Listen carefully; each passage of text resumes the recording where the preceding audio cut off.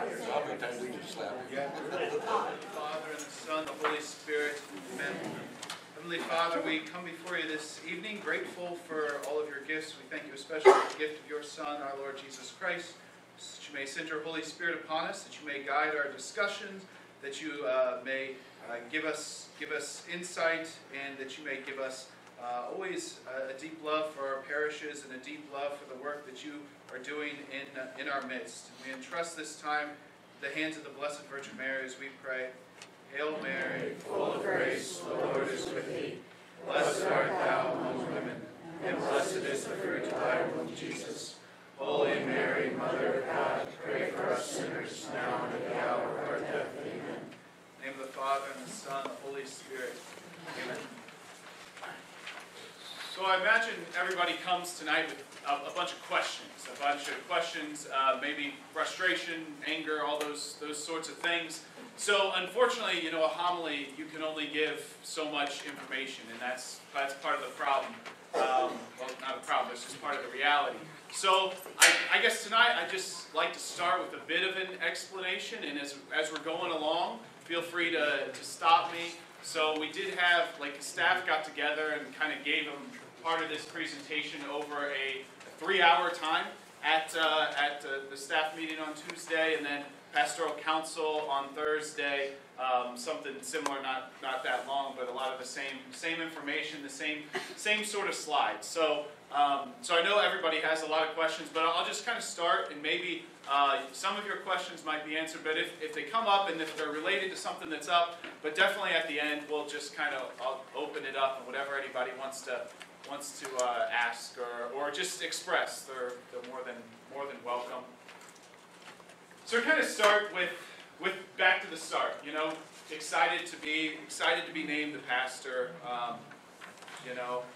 I got the email from Bishop Binzer saying that I'd been nominated by 3 people, 3 different priests. It was very humbling and overwhelming all at the same time. But it was so exciting. As it was announced and everybody cheered, somebody turned to me and they said, "Father, this is like Palm Sunday."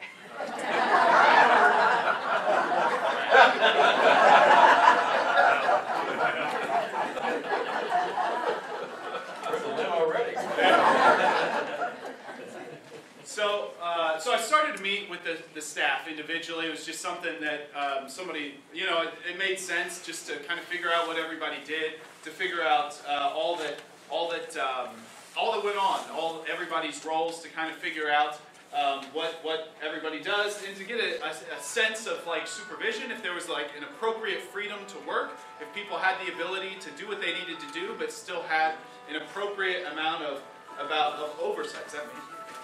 No.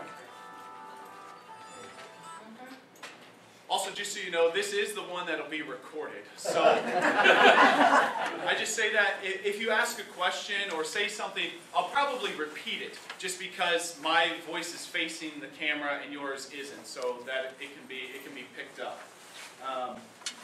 So anyways, I met with everybody, kind of got their input. I asked everybody, what advice would you give me? And I could say just about everybody said, "Father, you have to delegate. Father, you have to pass things off. Father, you have to rely on your staff to do what you pay them to do." And that really kind of sunk in. It really kind of took heart. And so I, recognize all those sorts of things. So what's the morale level? How's the teamwork work between kind of all of the different people, and try to take some sort of gauge that as best as I could. And as I started to get in here, and even before being the pastor, you can't help but notice how much unity there is amongst our parishes, and probably more than I even know. I mean, there's constantly things I'm hearing about that happen between the 4 parishes, or when there was just 3 parishes or 2 parishes, that are news to me every day. I constantly learn new things that are happening as an entire region. So all of these things here, we just had the YMCA night on Saturday, but all of these different things happen. Youth events, going and having the joint confirmation, different committees, pastoral council, meeting all on the same night is a big thing. The worship, social justice, there's probably a couple others I'm missing. Easter Vigil being together, RCA, Alpha, Roman Catholics. We've got people but people, traveling from parish to parish pretty freely, which is beautiful to see. And people coming up and saying, Father, I kind of feel like we're a single parish in some ways. Of course, not every way, but to hear that, I think brings a lot of brings a lot of joy and shows a lot of work, a lot of sweat, a lot of just a lot of dedication that so many people, including yourselves, have partaken in. In the midst of all this, though, there was just a number of struggles. This is a picture of Father Jared. Maybe it's more of a sketch. Anyways, and just notice some struggles. Communication, just within the team, being in, when I started, there was basically under 4 different roofs. Because there was the Freiburg office, there was the Wapakoneta office, and then there's actually 2 buildings here at Immaculate Conception. So just seeing everybody all the time is a struggle. How well can you work with somebody when you only see them once a month? So we have a monthly staff meeting for all 4 parish staffs. And then even communication with parishioners, that's probably a whole different kind of animal. And then there's this real kind of sense of inertia, like of things just struggling to get going, struggling to follow through, just because there's so many things going here and there. And I was really convinced of this at the end of January. The Archdiocese called a meeting of all priests that serve multiple parishes, our pastors of multiple parishes. And there's 57 of us in the Archdiocese. There's 25 to 30 of us there. And they just gave us like 4 hours to talk, and they wrote down all of our everything everybody said. And I can't help but notice, and this was one of the crazy things, how united all the priests were, because like younger priests and older priests a lot of times don't see eye to eye, but on this one matter, everybody expressing their difficulties. I mean, one of the guys saying he just struggles to be creative because he finds himself, and then he was also the one that had a stroke and almost died. Because his blood pressure was out of this world high. But so just those sorts of things, kind of this inertia. And then the duplicating of ministries.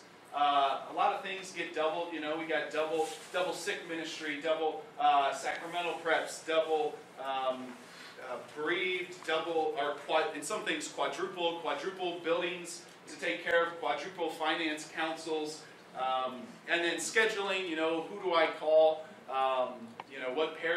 What parishes do we call for certain things but not others?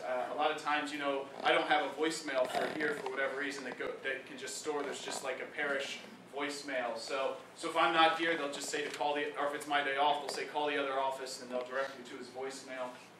And then in all of this, the struggles is that kind of colorful organizational chart that you have in front of you. Every one of those people reports directly to me. There's nobody kind of in between, and you got people that serve 1 parish, some people that serve 2, some people that serve 4, and how do you kind of do all that is one of the challenges, big challenges. So I guess my first response to all of this was internal doubt, was to say maybe I'll just grow out of it. Maybe I'll, get in the flow of things. The years will go on, and everything will work naturally. And so as I talked to people, they kind of just looked at me cross-eyed and said, like, "Really, Father? You think that, kind of being in charge of 27 people will just work itself out?" And they were probably right. So I thought I had 3 options: could run away, ask for a new assignment, become a bitter priest, which I could honestly feel myself doing, which was really scary. When I would see myself kind of snap or to kind of be too quick with somebody, and just kind of that was just not good. I mean, I could see that coming, and it's a scary place to be. And you wonder, like, everybody's like, you're a young priest, you're so happy, whatever, and you'll never grow old and bitter and you'd be an angry priest. And inside I'm thinking, I can feel myself getting there, and so it gives you a lot of insight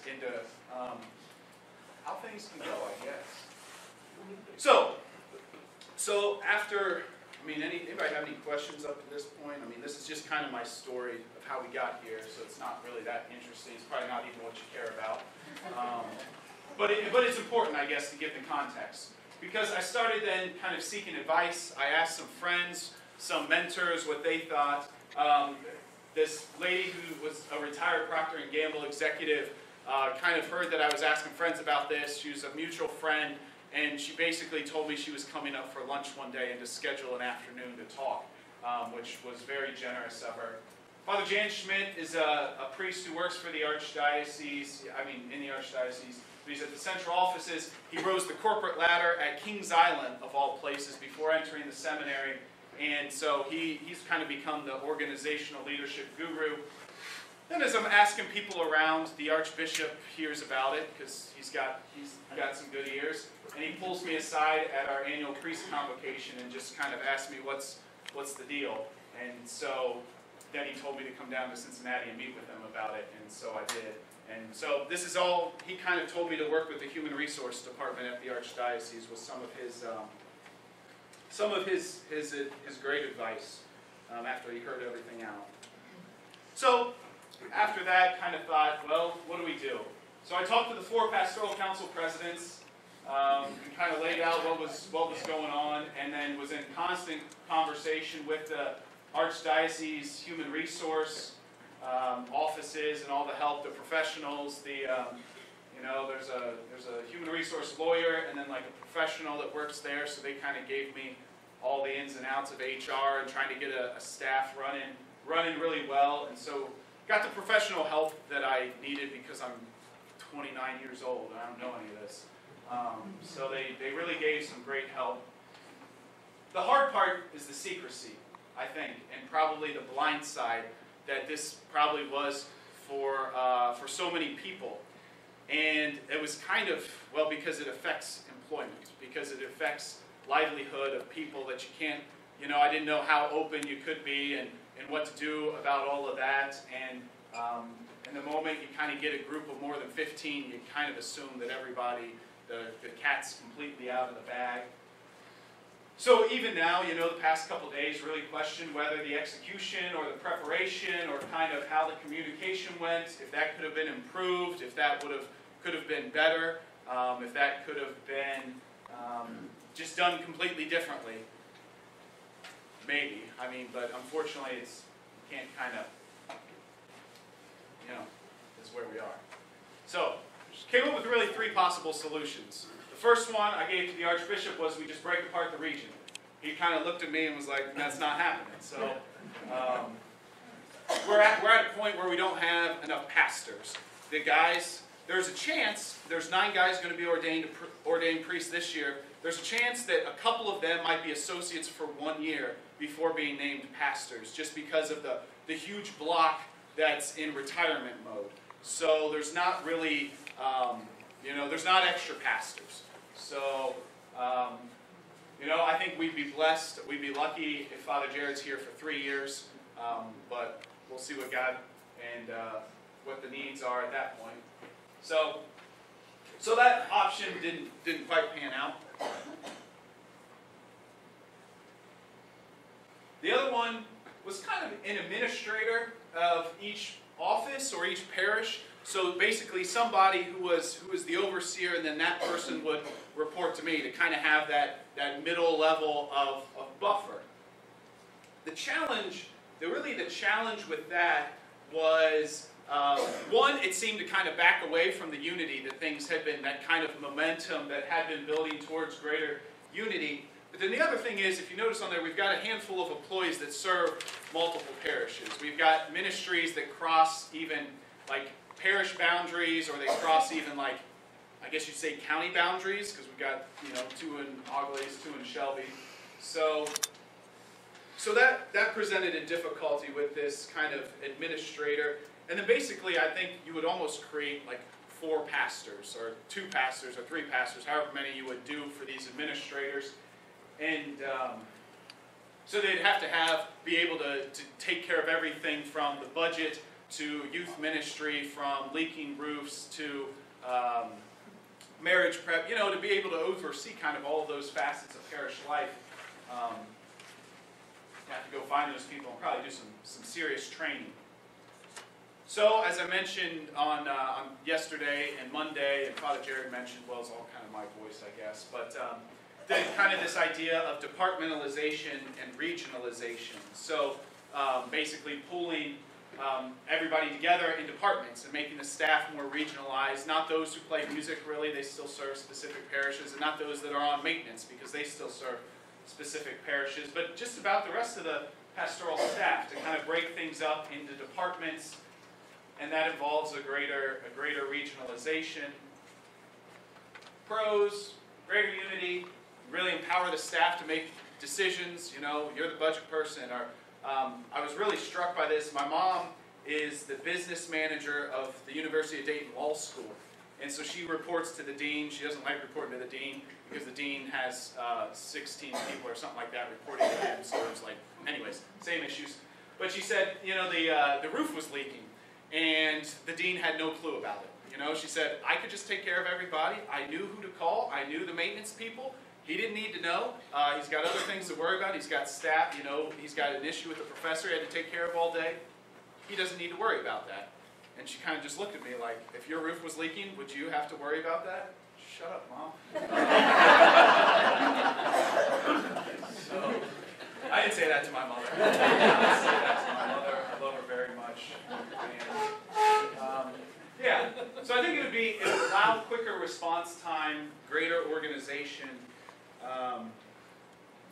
So you kind of have that new organizational chart there on the back side. And like I said yesterday, it's a step in the right direction. It kind of focuses on the office staff first, and then we'll kind of see how everybody else fits in. It shouldn't be too difficult there.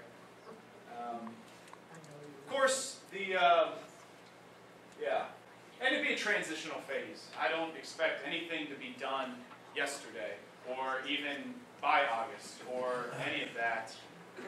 Difficulties, of course, are new roles, change of roles, change of responsibilities, and everybody likes to report directly to the boss. Everybody likes to go straight to Father with everything that they have, so kind of having somebody else in between.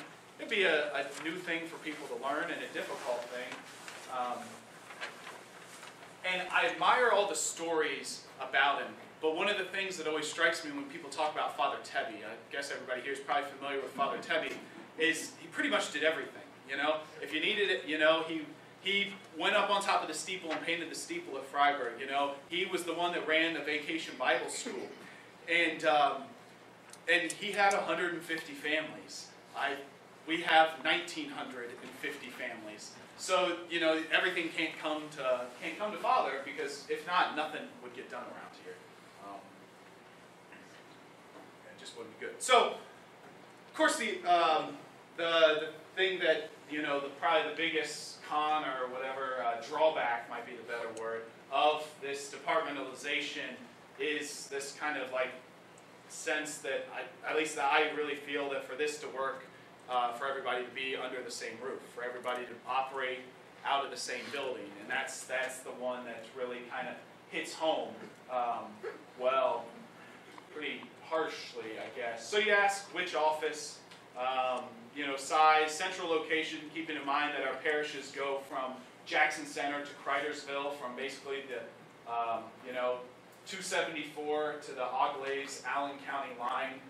We've got parishioners from Lakeview to living in Lima, so it's a large swath of land.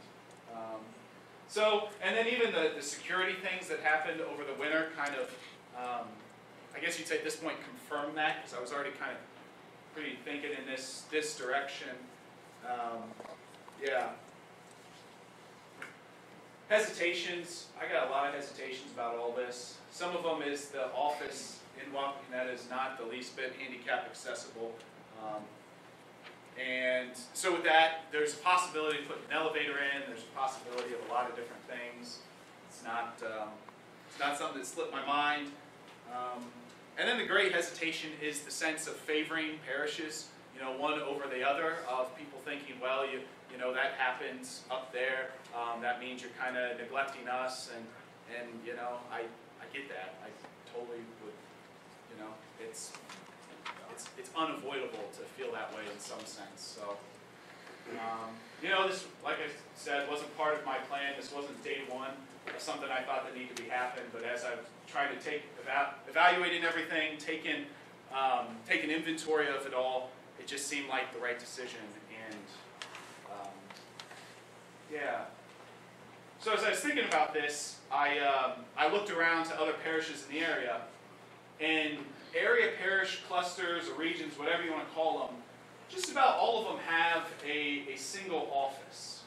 So all of these ones here, so this is the number of parishes that are in that cluster. So the Fort Recovery, 5 parishes, St. Henry 5, Mariastown 5, Coldwater 3, Versailles 3, Champaign County 4. The interesting thing about most of these is they're all in the same school district. You know, St. Henry has 5 parishes, and some of the outlying ones, the kids go to different schools. So you think about Father Jerry grew up at St. Mary in Flothia, part of the Coldwater cluster. He said about 2/3 of the kids in his graduating class went to Coldwater, the other third went to St. Henry. And then this is just a comparison. Some of the parishes that are the larger parishes, or at least this is my best guess of the largest, without an office on the parish grounds. Burkittsville is part of the St. Henry, so 411 is how many people at their 2 weekend masses combined. Chickasaw has 370 at their 1 mass. I called their parish offices to figure out what their average is. And Botkins is about 450, so close to most at those. I know there's probably questions now, but I'm just going to run through because this might answer a couple of the other ones, and then we'll open. Directory, what to do. Vacant building. I had no intention of the building ever, or not ever, but of being vacant for long or for much at all. Sorry, let me find where I am on my notes. I guess I'm not here. And then I think there's incredible possibilities. Also, I know in this, there's been physical upgrades to the building, which in some ways makes it hard to not be in there. You think about there was the AC units almost 2 full years ago were put in. There was some paint that was, so they repainted Father Jared's office in the dining room. The carpet was pulled up, and it just, and the blinds were redone. I'm trying to think of what else. Got a couple new chairs, and the desk was repainted. So all those like physical upgrades really made it look nice. There's still some things that are needed, though. I don't know the rest of the place when a last time a coat of paint was put on around. Somebody said after Father Bastian left, there was paint. It was repainted. It might have been before then. Maybe somebody here would know that. So other possibilities, kind of even at Pastoral Council, kicked around the idea of office being open once a week, what that would look like, how that would look. All the communication on the table, I guess, definitely. Or other possible uses, in an ideal world, I would say a retired priest, offering it to them. There's guys who lived in the city. They lived in the suburbs for the past 25 years, and they don't want to live in the suburbs anymore because once you live in the suburbs, you're kind of sick of it, as I can tell that from experience.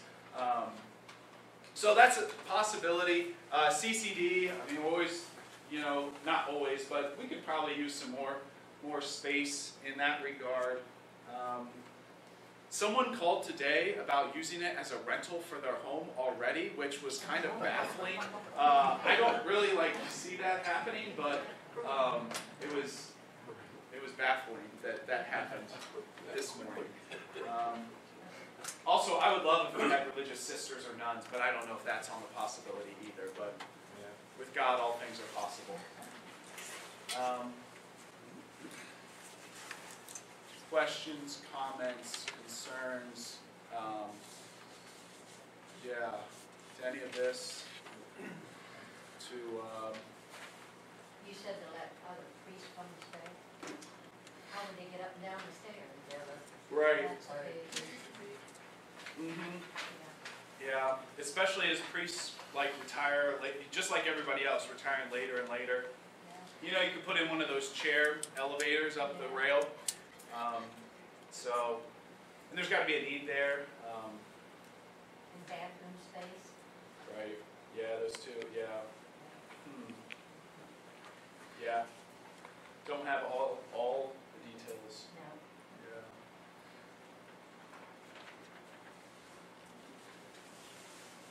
Father Sean, what you've done, in my opinion, was necessary. We've talked about this, many of us have talked about the organizational chart, those of us who work within various types of ministries within the church. So I applaud you for taking the leap of faith to do what you've done. Though I mourn my loss. I mourn my loss immensely.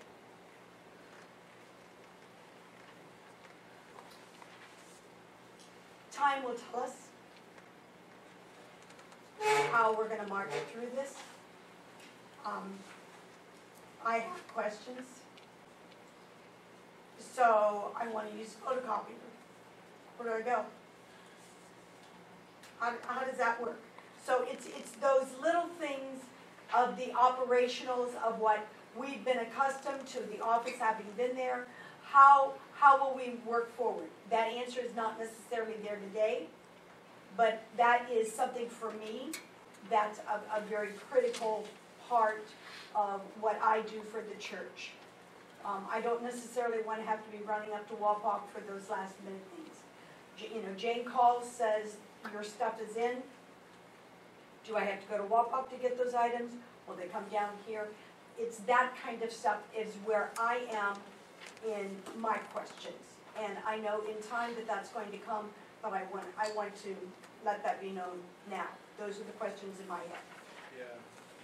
So, can I just say one thing about that, Mike, real quick? So all of those details we started to discuss as a staff. Some were more eager to discuss them, and then quickly realized that wasn't the time to jump into them yet because of, as you mentioned, the mourn and the grief. It was almost like when somebody dies, you don't immediately jump in and start, what do we need to do with the house? You take the weeks, and that became clear because we jumped into that like the first day, and it was a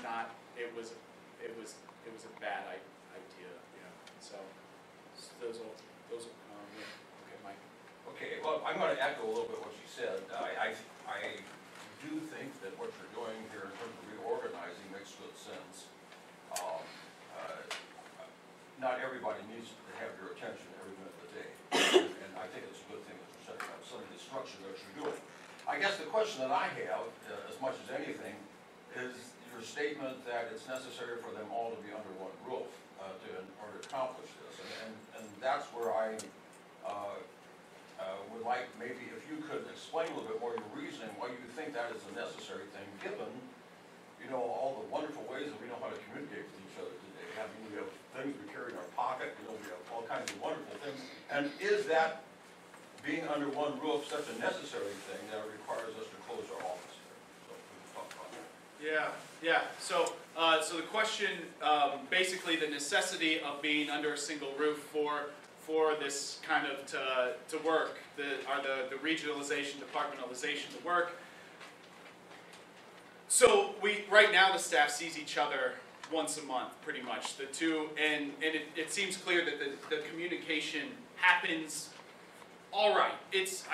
Things get done when they need to get done, but the how much, if something needs to be decided right then, I can't say, guys, we have to figure this out right now. Like when the theft happened, we just all couldn't sit down and say, what do we do about this right now? We have to say, all right, check your calendar. When can you be here? When can you come here? It's just hard when you're not able to call a team meeting on the spot and not have everybody present and accounted for.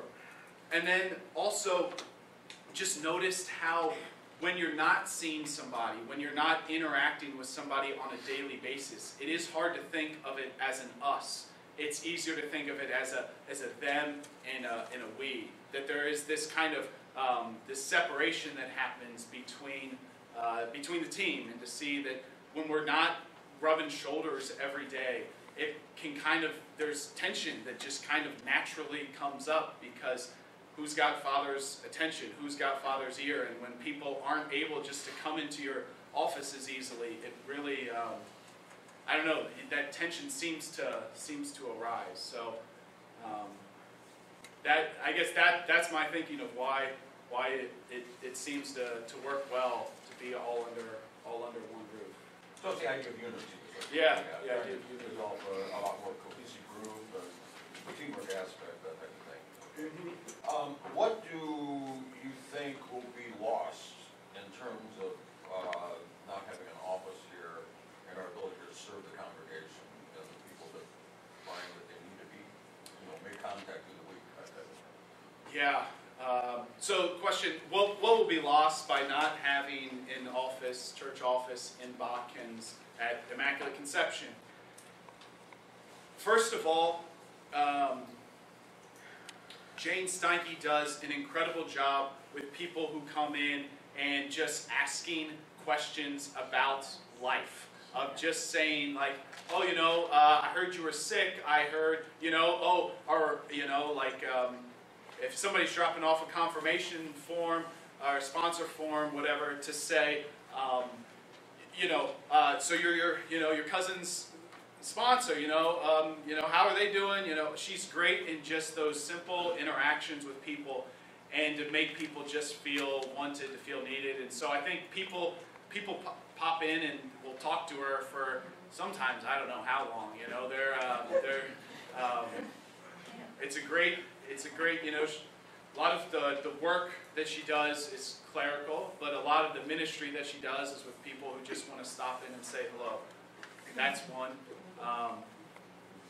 And then I think in a real way, the population that's not able to drive as much, the population that can't is a little fearful to drive up 25A. That'll be a real loss. And to figure out how to continue to serve that, because those people you can't neglect. In regards to that, I was talking to somebody today, and that was their concern, of people who aren't as able to drive. And they said, Father, it feels like something akin to euthanasia, where you just don't care about the elderly. And that really hit me. So I think off the top of my head, those two things are. So do you think we have a need to try to provide some means to alleviate that loss in some way? What do you have in mind as I don't far as know. needs to alleviate that? Well, keep the office open. Yeah. And that's what even the idea, the once a week of having somebody here, or even thought about after Mass on Sundays or Saturday night, to have somebody who's present just to schedule Masses, just to, if whatever paperwork somebody needs, whatever that would be, to be available for that. The issue comes, if you've got the Mass book and it's the day to be, Tuesday morning's the day to be in Botkins, you take that down Tuesday morning, somebody else calls Tuesday morning to the office in Wapakoneta, and it's like, oh, well, the book's down there, you got to call there. That was tossed around, especially at Pastoral Council. They, Can you make that electronic? Like Google or? do what? Make the Mass book? Mass book sort Yeah, of electronic? I don't know. I haven't looked into that. That is one of those things that, like, by church law, we have to keep, and we're supposed to keep for 7 years. So we would have to see if Google, could do that. But yeah, that would be a possibility. So that's on the table, to have just kind of a reduced time once a week. If that did happen, one of the other things is just to remember, it would limit what you could do with the rectory if it's still in office. It wouldn't be anybody's. It wouldn't be anybody. You wouldn't offer it to anybody's house. Then a retired priest would not come there if somebody's going to be in the business once a week. But that could be a bridge that you cross when we get to it. Yeah. Father, would the sister's house be completely vacant then too? Well, it gets used for CCD pretty Yeah, regularly. And to have, I think it would be good in there, and this is one of the details that needs to be worked out. I think it would be good to have an office in there for example, and like copy machine kind of thing. Details that haven't been worked out, but this is what's in my head. Office, just for if somebody needs to meet. If, just for example, and I know he's here, I hate to throw him under the bus, but Deacon Terry needs to meet with a couple to prepare for marriage, to have a place where he can say, let's just go here and meet. Or I forgot to print out the petitions, to have a computer and and linked up with the copier printer, and then CCD would be able to go in that place and have a copy machine. Off the top of my head, that would be good in there. So if you choose to have an open office once a week, that could be your office and use the current rectory for living quarters for priests or whatever. It wouldn't interfere with anything, right? Right, yeah. So that could be the office. The rectory could get used, repurposed for something more full time, right? How much work's got to be done to the rectory to get it up to power? Like a livable power? Well, I mean, it is livable. There's a couple. I mean, I don't know. I don't know if Probably needs a paint job and everything. paint job. My question's the windows. If the windows are bad, I've heard they're drafty. On some of the ones upstairs, there's a inside plastic liner just to keep the drafts out.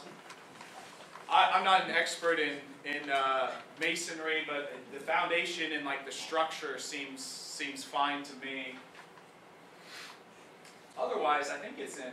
I don't know what the chimneys, if those are what the fireplace situation. I don't honestly like electrical, plumbing. I honestly couldn't tell you about any of that. I know the bathrooms both would need to be redone.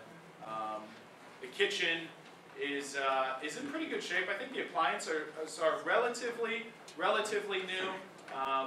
Probably definitely need a paint job, facelift, flooring, that sort of thing in the kitchen.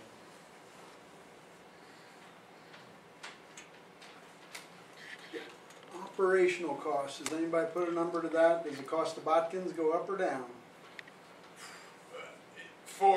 I would be hard pressed to see if it could go up, possibly.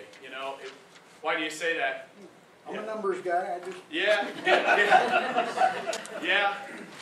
I wouldn't think it would go up. So our regional expenses, Immaculate Conception pays 23%. So like my salary, Botkins pays 23%, St. Joe pays 60%, Botkins 23%, St. John 10%, and St. Lawrence 7%. So it's broken. Everything's broken down by population,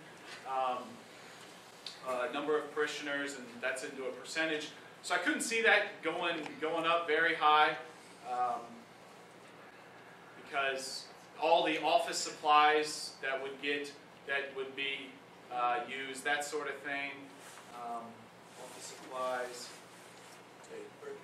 Yeah, like utilities. I don't know what that would do to the utilities. Salaries, wouldn't that go down? Yeah, I would think salaries as they're getting divided up. So yeah. So it had, to answer your question directly, hasn't been crunched. The numbers. Yeah, Michelle. I'm not sure if I'm jumping ahead, so just thinking if you regionalize some offices and you have a space in mind, are there any things that need to be done to that space to make it accommodate this kind of flux of people, or is that ready to roll? So no, there's a whole upstairs that has been bedrooms. So there's guest rooms. So every now and then, Father Matt Lee will have a doctor's appointment in Wapakoneta, and he'll use the guest rooms up there. But they could use a fresh coat of paint because they're blue, and so there's already people have stepped up to say, Father, if you need anybody to paint, you just buy the paint. We'll do the painting. Like transitioning those to offices, I assume, or? Yeah, transition to offices. So there will probably be something just to make sure the, like, internet connection, because right now the upstairs is just Wi-Fi, so to have a landline is a much better thing if you're working out of a computer. Yeah, But there's adequate space there to accommodate. absolutely, yeah. Okay. Yeah, there's a lot of space.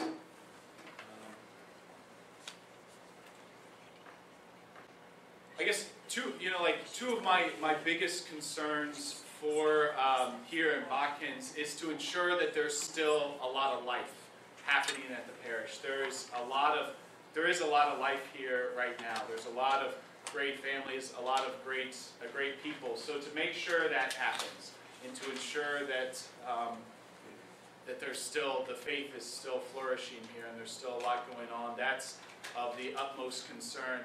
And then the other one is like the building maintenance, is to figure out what processes need to be put in place to make sure the buildings stay maintained, because without having this, so yeah, I've a couple ideas in mind of how to do that. So that's on the that's definitely a great concern.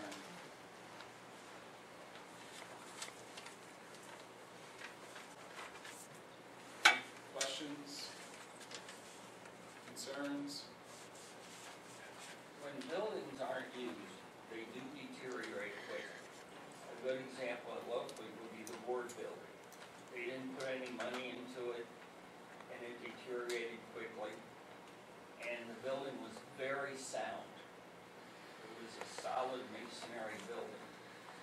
And once you're not heating things properly, that kind of thing, stuff just deteriorates quickly. So they need to be maintained that way. Or if they're being maintained that way, then somebody should be in it. Yeah, so the comment just about buildings need to be maintained at a proper level with heat, not just set down to a really low level, and making sure the water's flowing through the pipes, I guess, would be part of that. Electricity, making sure that takes concern, and that if that is happening, then why not just use them? Is the comment. Because unless you use the utilities, you're not going to know if anything deteriorates. Right. You won't know if you got a bad pipe, or you don't know if you got electrical problems, unless you put full force or something to keep it going all the time. Right.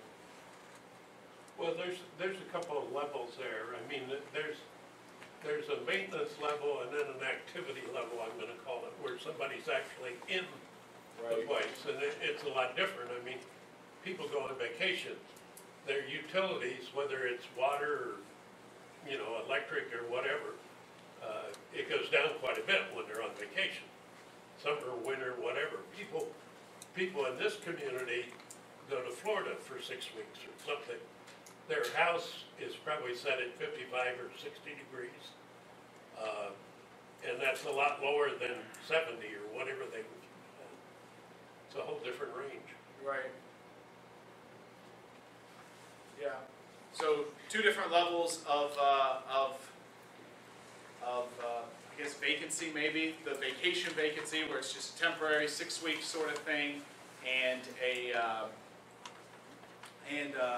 guess an unoccupied one where there's a long-term kind of thing. And so how do you Navy would call it mothballing. mothballing? Okay.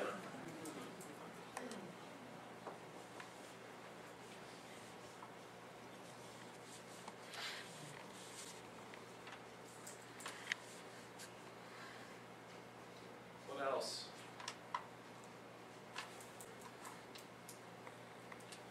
Interesting. I'll get in trouble.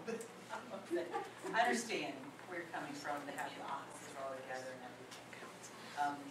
Of course, I agree with Anita, I will mourn the loss of a rectory and having people here, but also would wish to maybe have it maintained, because, we've lived through a number of crease, a number of activities, that, you might get someone in 8, 10 years that says, I don't want to live at Freiburg, I want to have a separate residence, with priests, and so I think maintaining it would be a good thing, and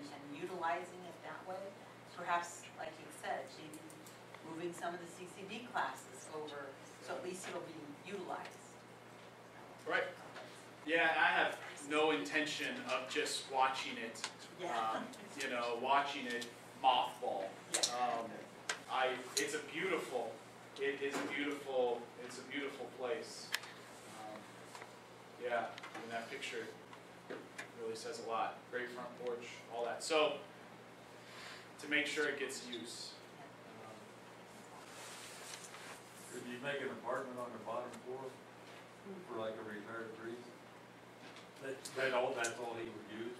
Yeah, I think so, because everything you would need would be on there. I mean, it would be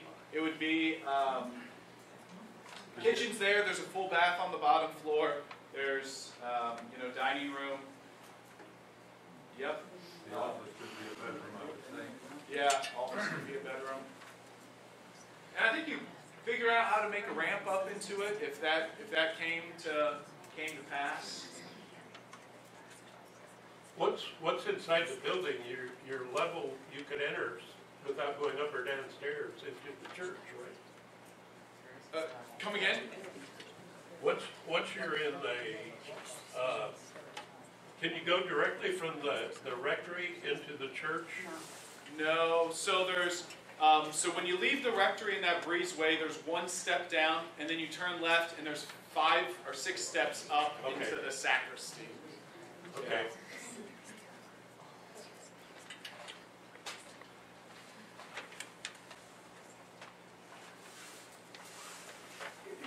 If you had something like a retired priest, then would they be somebody who might do a morning mass or be able to help you in those?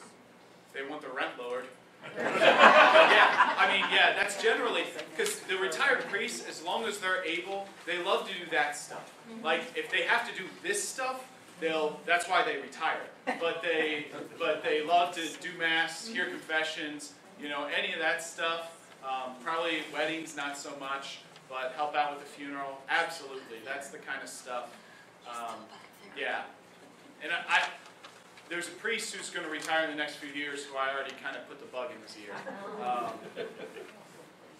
I think it's something, I know that the parish council had taken a look at the building. I think it's something that maybe there could be from the parish council, maybe that they would take it and explore it and understand to do any updates inside the building to bring it up to snuff, to make it rentable, etc. What kind of dollars are you asking for? And then I think you need to come back to the parish and, present it back to us. Okay. That makes perfect sense. Yeah.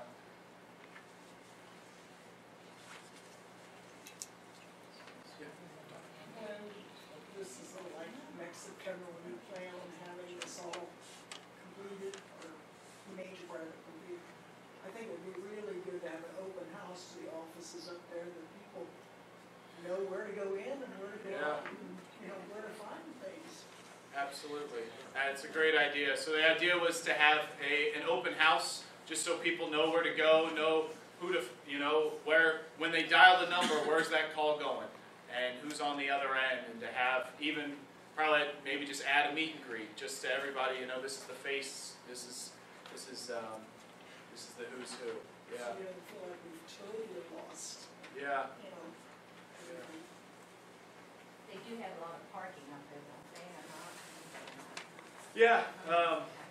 Yeah, so the office is on kind of like, it'd be the first, if you're coming up 25A, you take a left on Benton, it's the first building that you pass right there, the one on the corner of the old convent. Is the only entrance to that, main entrance?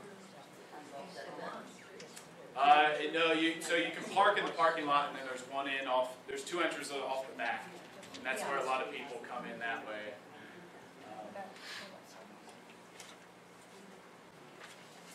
So if we do any business for IC, we'd have to go up there.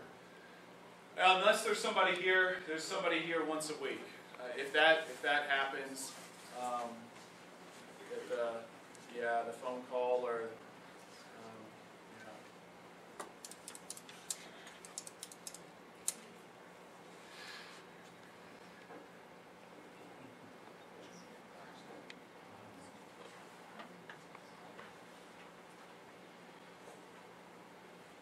Father, do you have somebody scheduling your time then for appointments and stuff like that, if somebody needs to meet with you, or do you take those direct? I do that myself right now, but it's something that's part of the plan. So that's part of the thing of having two different secretaries. That, you know, who do you favor one to handle your schedule, or how does that happen? But as this works out, that's part of the plan to have somebody else kind of handle that for me. Yeah. So your daily contact with parishioners and that will have to flow through the organizational chart? Not really entirely, but if somebody wants to schedule a meeting, they won't have to play phone tag with me for you know, like 5 times, because that happens all the time. You know, so marriage couples, I can't tell you how many times we go back and forth with them to try and find some sort of time. But if there's a secretary that's always there handling the scheduling, and they say, you know, they'll get it right away. You know, get on the calendar right away. But if somebody, you know, after Mass comes up and says, "Hey, Father, can you bless these rosaries?" Absolutely. So about like it is now, but if people want to schedule something with me to sit down for half an hour and talk about marriage crisis, or to talk about something that's going on with their kids or something, have somebody else schedule that, because it'll work a lot better. Because, yeah. So things like a funeral, we go up to Wapak? Or do we meet down here at our parish? Like to plan, or To for plan the a actual funeral, funeral? right. I would say either one. That's my thought right now. It'd be that to have if there's space available, you know, like the dining rooms normally where that happens now, there's a retired priest living here, that would not, you know, that probably wouldn't be a good thing to kind of. And I feel that we should set something up in the convent, because I don't feel that we should have to go to Wapak or things like that. We should be able to do that in our own parish. Okay. Yes. Okay. Yeah. Right. The people at Riney do come here. That's just the one thing I will add. You know. And People, Freiburg comes to Wapak. yeah. Some of them. I think one of them came here. But yeah. Thanks, Joyce. Well, change is never easy, No. that's the way it is. Well, when you talk about driving, going Watkins and you want an office here or whatever to have meetings or whatever, people that's gonna come, they're gonna drive. Right. So what is it? 4 minutes to walk at 60 miles an hour? You know? Might be going a little faster than 60. But still, Yeah.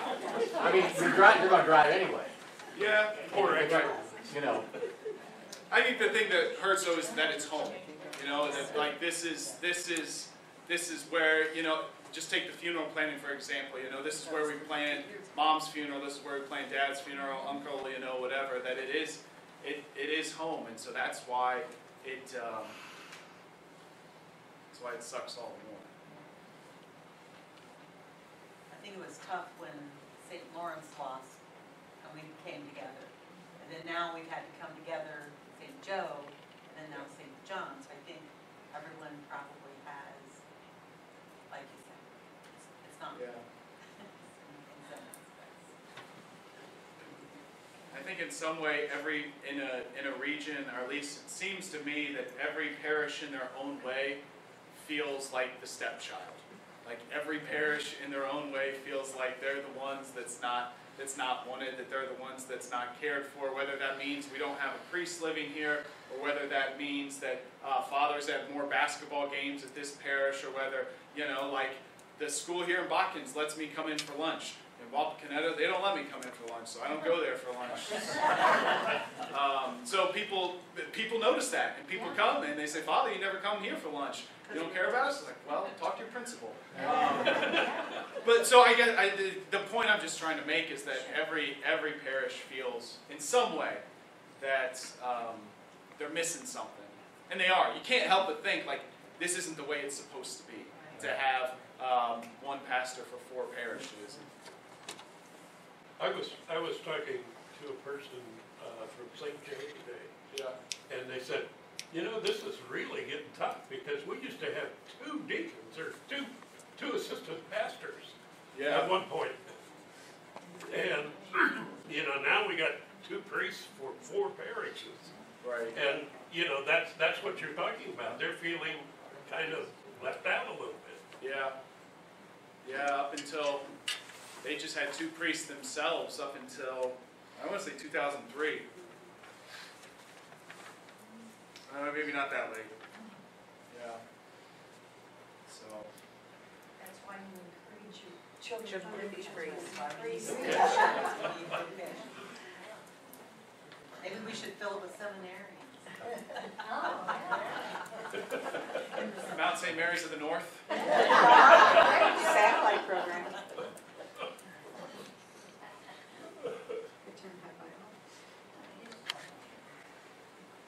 You gotta realize it's not only a couple, yours is stuff on the priest. Yeah. Yeah. I can tell that looking at you, it just weighs heavy. Yeah, I'm thinking twice about when we always talked about having a retired priest here. We're just isolating him, you know, in his old age. You know, he has his far from his doctors. I think, you know, in Cartagena, we're a number of retired priests, and I know how contented those priests are that are retired there. And I think we may want to consider isolating a priest, you know, having just to fill the building, no, but think of his own personal isolating himself from. Right. So yeah, the question, you know, if there is a retired priest living here, would we be isolating him? And ultimately, it's their choice. You know, like the Archbishop doesn't assign retired priests to any place. They're free to live wherever they want. So that would have to be the kind of the understanding that if this is what you want to do, here it is. And so the choice would be theirs. And then they might be there.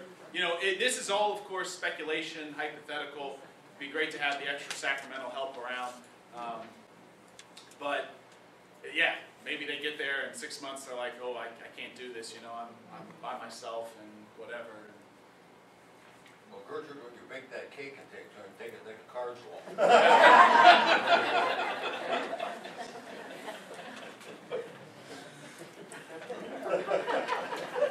Should I repeat that one for the video? We'll supply you the apples.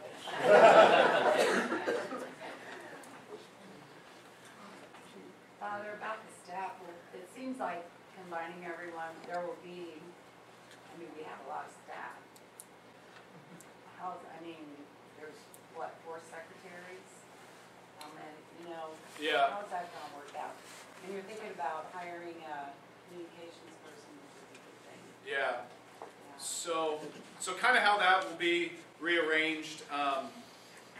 So Father Jared kind of will be in charge of like liturgy stuff, just making sure things roll together liturgically, and to have Mary here already does a lot of liturgical stuff. So to have her, you know, let's just say there needs to be, you know, there's a change, or we need to email all the lectors, or the lector coordinators to say, for the Easter Vigil, we need this. Or, you know, or even to be the go-between for Dayton Church Supply and say, you know, we're low on hosts, so they would be the liaison. Mary would be the liaison between Dayton Church Supply and our parishes. And we call Dayton Church Supply, I don't know how many times a week. So that was kind of. She'll be the liaison for all 4 parishes. Yeah, for that. Jane does like I guess you'd say like secretarial, so you call, you need to schedule a baptism, she's the one that you talk to. But she also runs a lot of the billing, so she runs, you know, check requests, that sort of thing. Somebody, you know, spends money for the reverse raffle, she'll take it and she'll code it, and then Marlene Ambus punches that in the book. So Jane's already doing a lot of the bookkeeping, so that's why she's on that for like the assistant business manager, kind of sticking with the business side of things. Marlene Zwiebel is at St. John. She does, a big bunch of everything because she's the only one that's just for St. John. So kind of getting her exactly, if she's kind of like the support secretary, handles things. So Cindy Walkup's currently the secretary at St. Joe, and having her kind of be, she currently does the bulletin for all 4 parishes too. So if that hunk of time, which is probably about 8 hours a week, is removed from her plate, then there's the time to basically do all the kind of the scheduling, sacramental records, for all 4 parishes, and then also to kind of handle my stuff, my scheduling, and communication with pastoral council, communication with the staff, kind of helping me with clerical support. So there'll be like one bereavement coordinator or, well, Alpha, that's all one person, that's the Yeah. for all 4 Yeah. parishes, but like Andy Woodruff's job, that, do they have a bereavement person? So there'll be 2 people, but they're probably part-time. So Lori does like bereavement up there, she does the sick, all sorts of different, like she's got like 14 different hats, so she's in charge of the worship commission, but she also leads the Alpha and that sort of stuff. But I'm not exactly sure. I put that ball in their court, the 2 of them, to discuss. I would like them both to be able to help with a bereavement at all 4 parishes, just because if one of them's on vacation, to have somebody else that knows what they're doing. Because a lot of times now, if Lori or Angie goes on vacation, I just pray that nobody dies. So I guess to be able to kind of interchange a little bit, but so that each of them also kind of has their distinct stuff, whether it's like Lori does a lot more of the evangelization since she does the Alpha, and Angie does, helps with all small groups, Bible studies, all those sorts of things, getting those rocking and rolling. Kind of be the idea there. So there's a, yeah. That's, yeah. Michelle? So what, are there new positions created in this idea or concept? Yeah, I guess more specific positions, because right now when you have, when you're just at one parish, you kind of do a whole lot of different things. You do a little this, a little that, a little finance, a little, cemetery upkeep. So to kind of have things more focused and to say, like this is your baby right here. Nourish it, love it, care for it, and watch God let it explode. So that's kind of, so yes and no. The communications one's definitely a new thing and something that I think is probably pretty badly needed. So.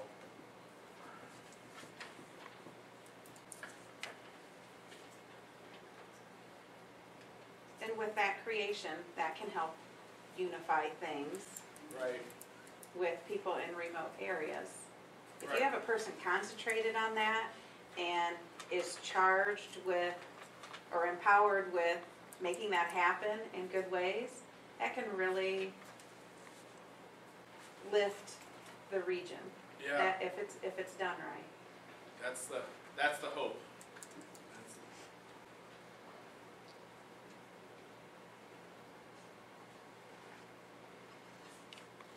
We even said with that website that if there are forms or things like that can be printed off, that people wouldn't have to run to Wapak to go get something if the communications is right there. But it People takes a could go lot and- to keep that up. Right, And it is, takes a but it is a person responsibility. Yeah, Yeah, that's great. yeah. So if you need a sponsor form, if you call, you could just email the link and say, here's the sponsor form, print it off, all that.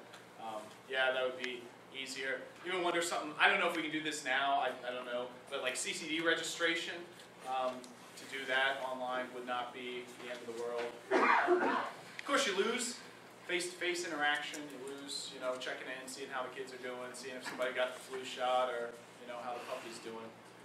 But those are all good things.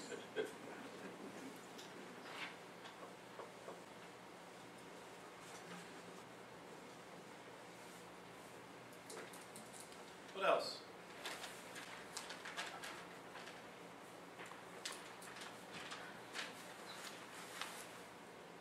Well, the senior citizen thing, couldn't you,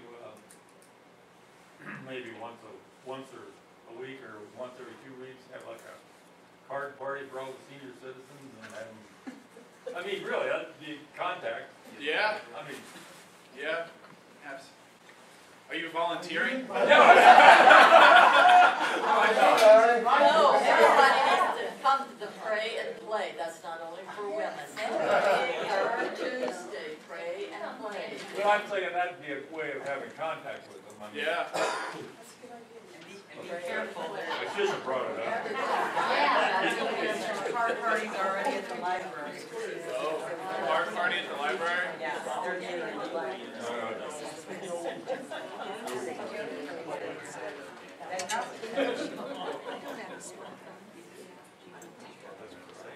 Yes, that's right.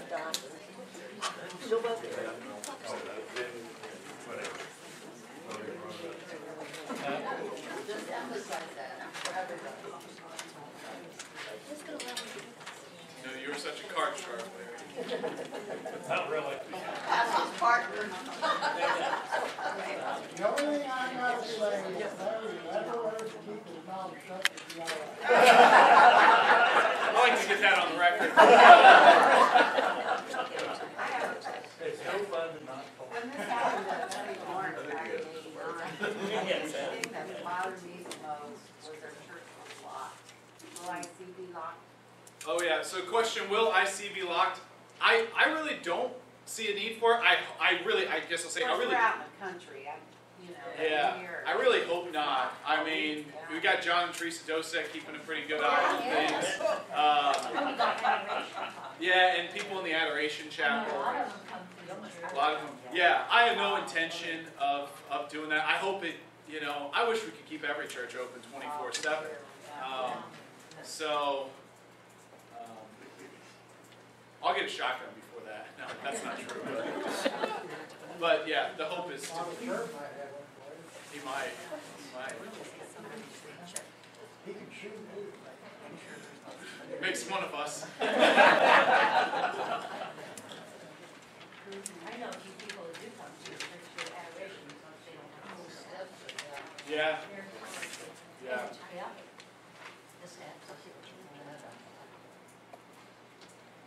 We'll keep that. Adoration? Oh yeah. Oh gosh. Yeah. Oh, absolutely. What was the question? Yeah. Well, the question was, will we keep adoration?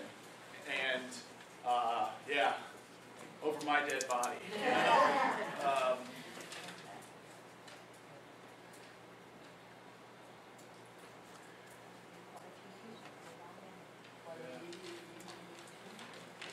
What, the other? Yeah, Dom. I am grateful that you had this meeting to explain and answer questions. Yes. Because obviously there's a lot of questions. We don't want you to be going back to the bishop when you're 30 totally gray. That still could happen. We want to see a smile back on your face, Father. Yeah. It disappeared. Okay. Yeah. Yeah. I mean, this helps. It's a godsend that, you doing this, something had to be done. Yeah. If we do without me, then she would have done Yeah. Sean. Yeah. I'm a parishioner from St. John's in Freiburg, and I have been going to Freiburg probably, 25 years, whatever it is.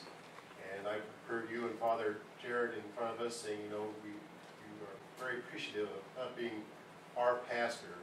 So I'd like to say personally for myself that I'm very appreciative that you gentlemen have allowed us to be sharing in your priesthood as well, because I think you two do an outstanding job.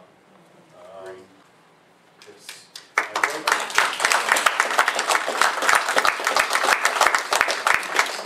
a very difficult job, I realize that, and you're stretched thin at times as well. And if this helps you do your job better, I think you should go ahead and do it. Okay? Thanks, Paul. Yep. And don't worry, if it doesn't work the first time, we've all been through it. Yep.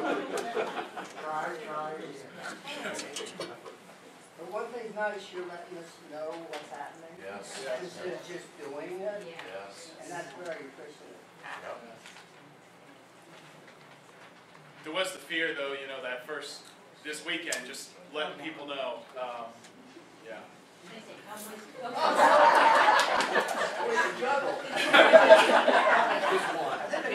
Father, you're lucky some didn't show up with tomatoes. They're waiting in the parking lot. No, the fear of thinking, oh, everybody's mad, they won't come to the club, and, Yeah, I'd understand it, though. Yeah. I think the bottom line is, it's up to us to see to it that we make this work. Yeah. Because it's very simple. We could be without a parish. Yes. I mean, we're fortunate that Father Pat did what he did in order to bring this together.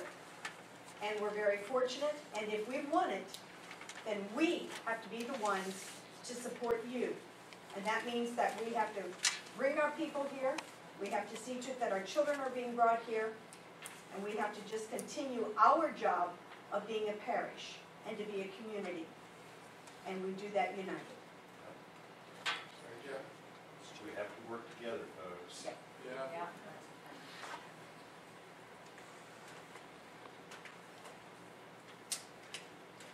What is it, with God, all things are possible. That's true. Father, you mentioned some of the clustered parishes over Mercer County Way. You may be a good buddy with a few of those guys. Any insight that they have shared with you that you can share with us to make this?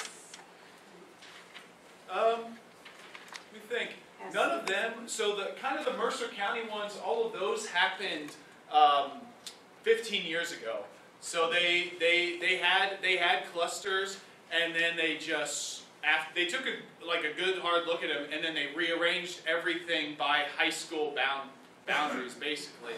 And unfortunately, like the plan, I think kind of the general plan is most of these all have 2 priests, and that if they ever get down to 1 priest, the smaller parishes close, or at least they don't have Sunday Mass.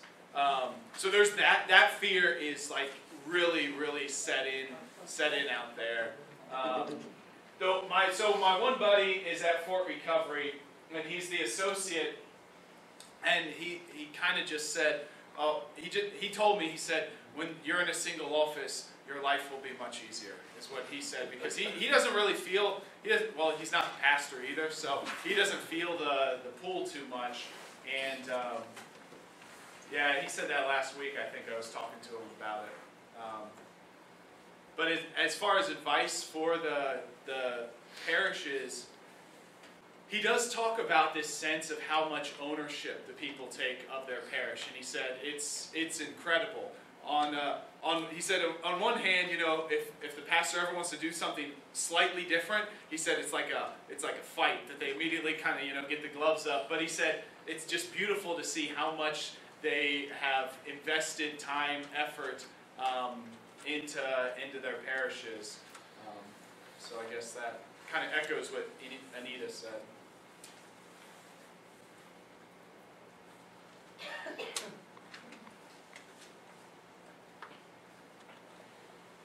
How has Sacred Heart and New Bremen escaped?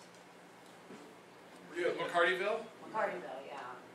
You got one of the great mysteries in there. Oh, The Sacred Heart in McCartyville and Holy Redeemer in New Bremen. Yeah. Minster, they have. They have Egypt. Yeah. How those escaped. Yeah. Well, St. Remy is tentatively paired up with Osgood North Star whenever somebody retires, but there's like 8 masses between those 2 places now, and I don't know how that's going to work. That's not my problem. I don't know how those escaped. Other people coming in. Wasn't we originally supposed to go in McCartyville? That's why McCartyville don't go to church. Yeah. I mean, and that, you all know those stories better than I do, but I do know when the plans were first released, it was St. Lawrence, Immaculate Conception, and Sacred Heart in a 3-parish region.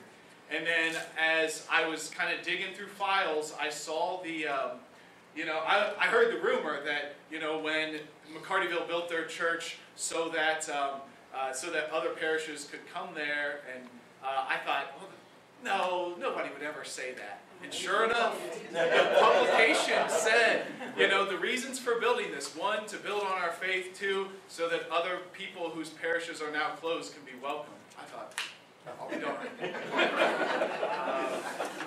Yeah.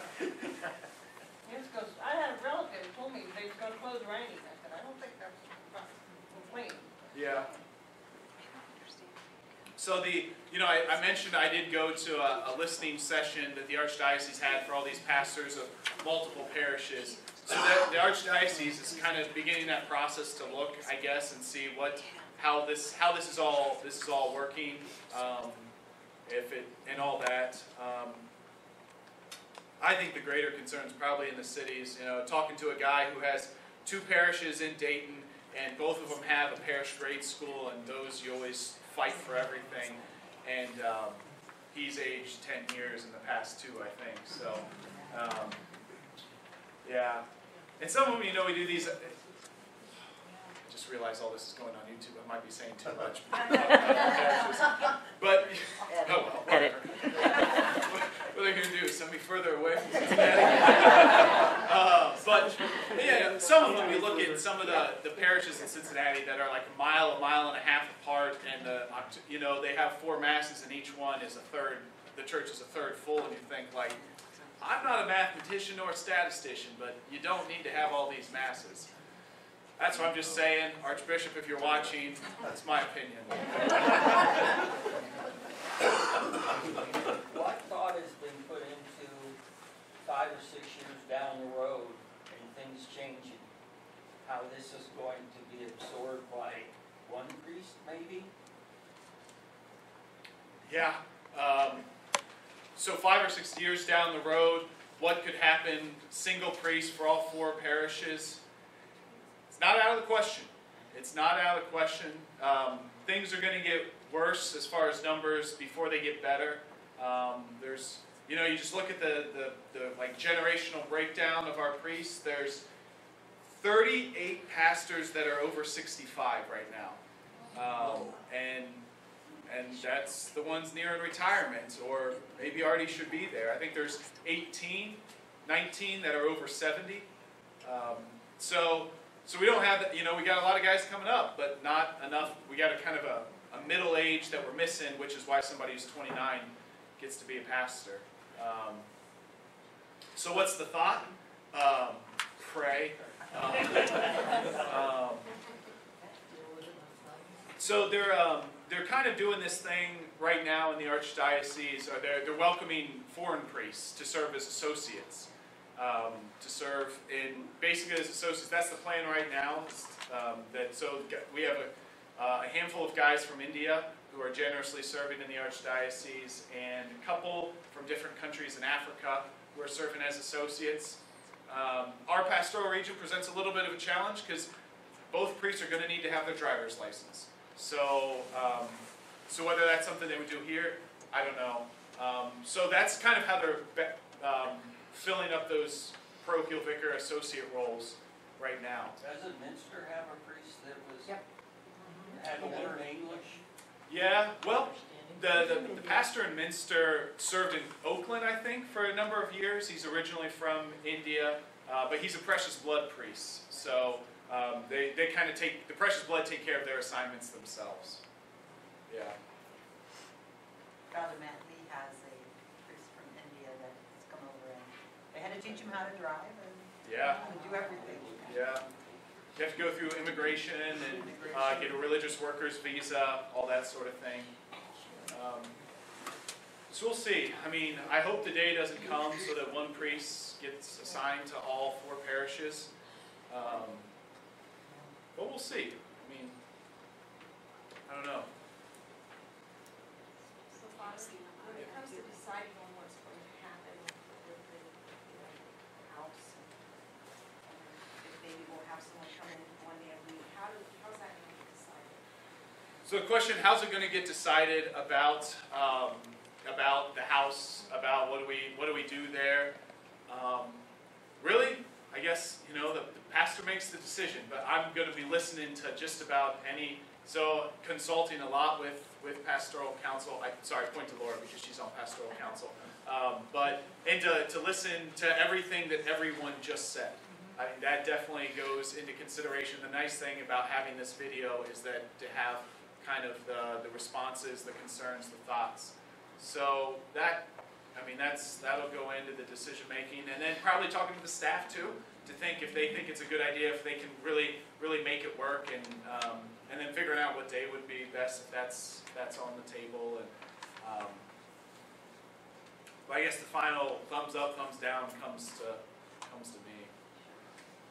But if anybody wants to make a decision in these next couple weeks for me, We'll pray for you, Father. yeah. Any other questions, concerns?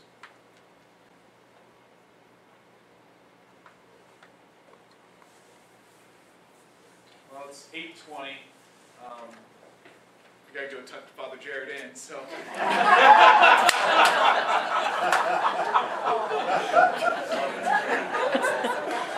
Yeah, we can cut it before that.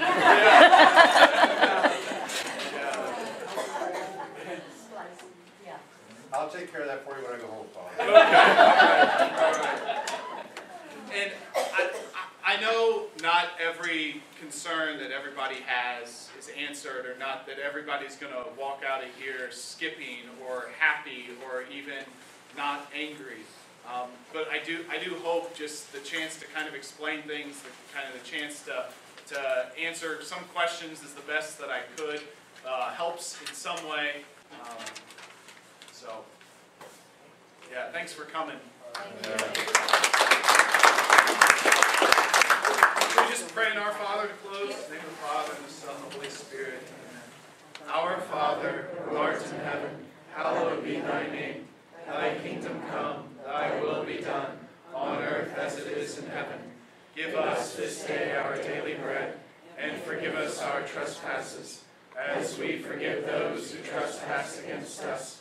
And lead us not into temptation, but deliver us from evil. Amen. The Lord be with you. And with your spirit. May Almighty God bless you, the Father, and the Son, the Holy Spirit.